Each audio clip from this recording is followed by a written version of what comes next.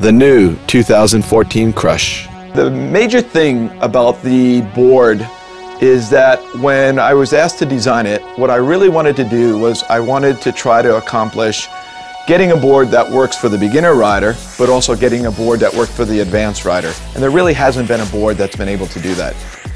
So on a heel side edge, what you're doing is you're sitting back against the boat. But on a toe side edge, we have to cross our feet over and lean against the line, and we're not biomechanically correct, so it's hard for us to deal with the forces. What I wanted to do was come up with a design that allowed us to stand more biomechanically correct.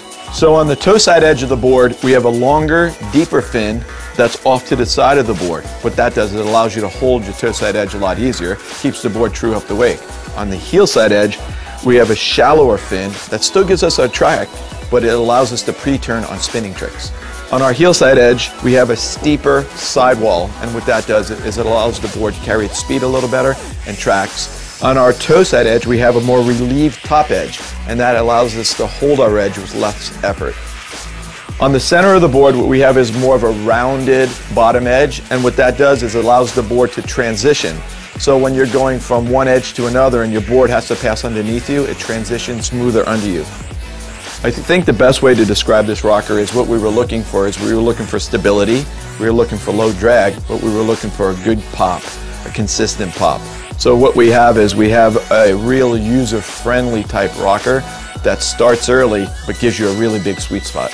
Thanks for taking the time to listen to the story about the Krush. It's a really super user-friendly board that can get you to the top of the podium. Check out these additional features.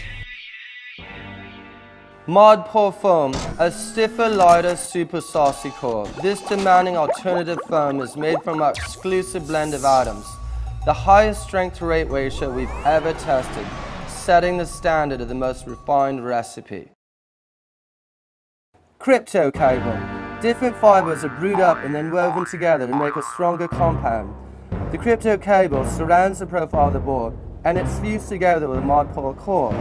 Combined with a monocoque glass, this cable makes the sidewalls the strongest part of the board, not the weakest. In addition to making the board stronger, it actually makes it torsionally stiffer. This allows the rider to experience more energy on the rail of the board. While other companies use plastic that makes the board a little bit heavier, this fiberglass rope keeps the weight down without sacrificing any of its structural integrities. Monocoque, stealing technology from our Formula One mates. What happens here is the bottom glass actually wraps around the top, ensuring a stronger flash line, no longer the weakest board, but incredibly stout. Magic copper. It has nothing to do with that hot little genie that's whizzing through the air on a rug.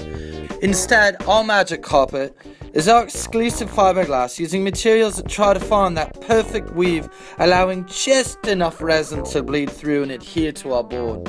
Available in 4 different weights and weaves depending on the size and model. Magic copper.